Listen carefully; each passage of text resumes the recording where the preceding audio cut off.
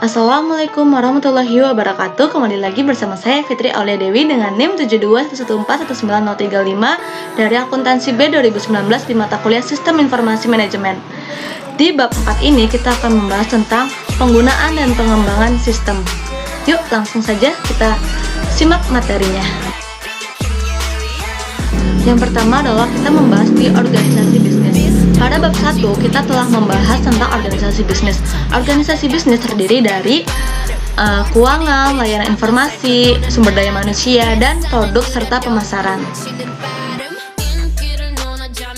Dukungan sistem informasi bagi organisasi. Sistem informasi dikembangkan untuk mendukung keseluruhan organisasi, eksekutif, dan area bisnis. Sistem informasi dimaksudkan untuk memenuhi kebutuhan informasi umum para manajer perusahaan.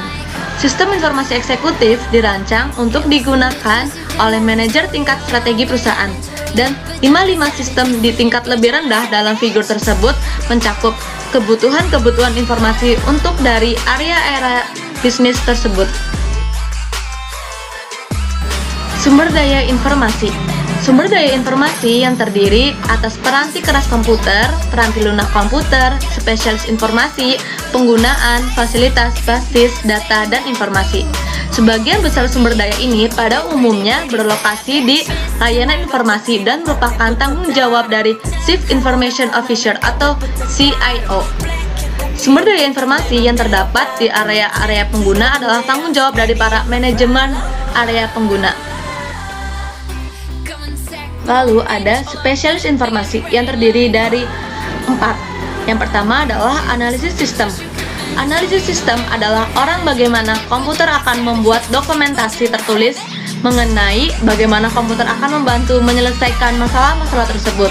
Yang kedua adalah programmer.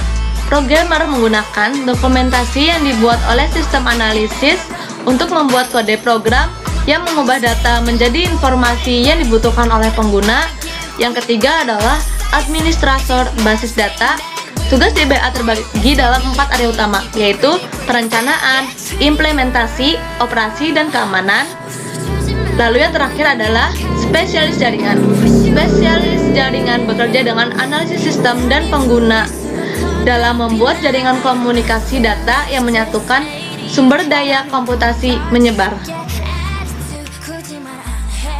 Struktur organisasi layanan informasi dibagi menjadi 2. Yang pertama adalah tren dari struktur tersentralisasi ke desentralisasi, yaitu selama tahun 1970-an dan 1980-an, beberapa perusahaan mulai mendesentralisasi kebanyakan sumber daya informasinya dengan mengalokasikan mereka ke unit-unit bisnis dan memberikan wewenang bagi unit untuk memutuskan bagaimana sumber-sumber daya akan diaplikasikan. Lalu yang kedua adalah struktur organisasi inovasi, yaitu para peneliti sistem informasi manajemen mengidentifikasikan 3 struktur inovasi yang disebut sebagai model sekutu, model platform, dan model terskala. Komputasi penggunaan akhir. Komputasi penggunaan akhir timbul disebabkan oleh 4 pengaruh utama. Yang pertama adalah dampak pendidikan komputer. Selama awal 1980-an, dampak program-program pendidikan komputer yang baik di sekolah-sekolah negeri dan swasta, perguruan tinggi, dan perusahaan-perusahaan industri mulai terlibat. Yang kedua adalah antrian layanan informasi. Situasi ini menjadi suatu hal yang sangat penting selama awal tahun 1980-an, ketika para pengguna mulai mengajukan tuntutan untuk mendapatkan tambahan dukungan sistem kepada layanan informasi. Yang ketiga, murahnya piranti keras. Pengguna dapat memperoleh sendiri peranti kerasnya dengan memesan di tuk komputer setempat melalui telepon dan meminta sistem tersebut dikirimkan menggunakan taksi.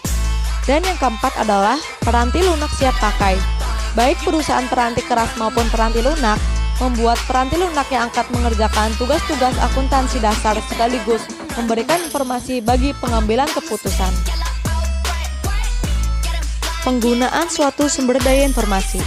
Penggunaan dari sistem informasi perusahaan adalah sumber daya informasi penting yang dapat memberikan satu kontribusi nyata dalam mencapai sasaran strategis dan meraih keunggulan kompetitif. Hal ini terutama berlaku ketika pengguna dapat secara aktif ikut berpartisipasi dalam mengembangkan sistem dan mempraktikkan komputasi penggunaan akhir.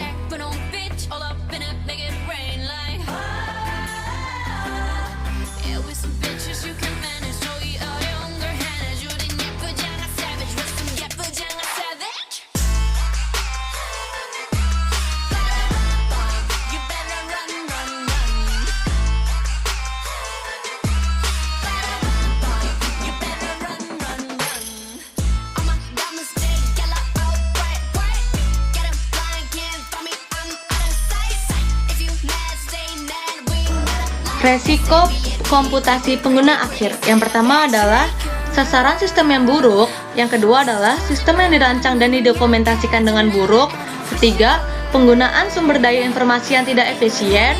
Yang keempat, hilangnya integrasi data. Yang kelima, hilangnya kendali. Dan yang terakhir adalah hilangnya keamanan.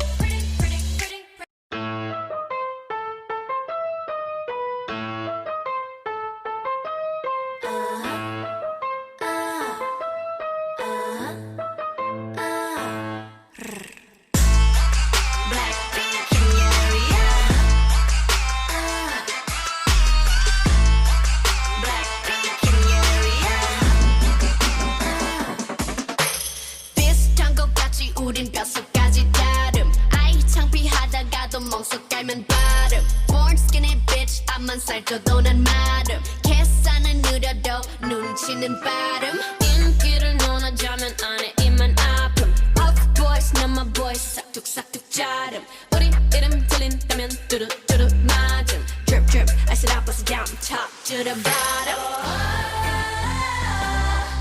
검은색 분홍빛 all up in it make it lit like Yeah we some bitches you can manage 또 이 어려운 걸 해내줘 우리 예쁘장한 savage we some 예쁘장한 savage You better run run run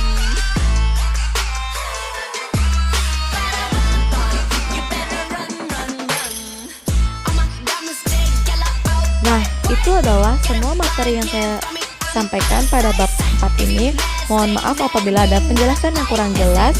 Wassalamualaikum warahmatullahi wabarakatuh. Sampai bertemu minggu depan.